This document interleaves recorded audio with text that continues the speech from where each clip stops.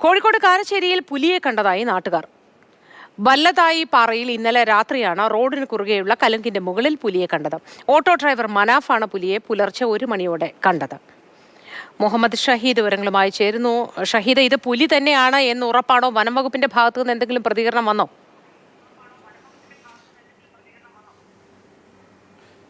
മോത്തി, അവിടെ പരിശോധനയും അന്വേഷണവും ഇപ്പോൾ നടക്കുന്നുണ്ട്. മുക്കം വല്ലത്തായിപ്പാറയിലാണ് ഈ പുലിയെ കണ്ടതായുള്ള ആശങ്കയും ഭയവും നാട്ടുകാർക്ക് ഇപ്പോൾ രൂപപ്പെട്ടിരിക്കുന്നത്. ഇന്നലെ പുലർച്ചെ 1 മണിയോടുകൂടി വല്ലത്തായിപ്പാറയ്ക്കടുത്തൊരു റോഡിനരികിൽ കരിങ്കിന് സമീപം പുലിയെ കണ്ടതായി നാട്ടുകാരൻ മനാഫ് എന്നയാൾ ആണ് പറഞ്ഞിരിക്കുന്നത്.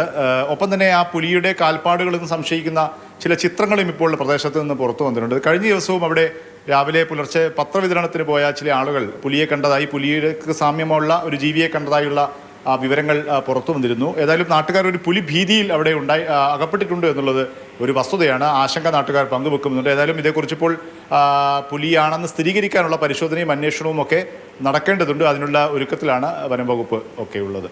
ശരി ഷഹീദേ.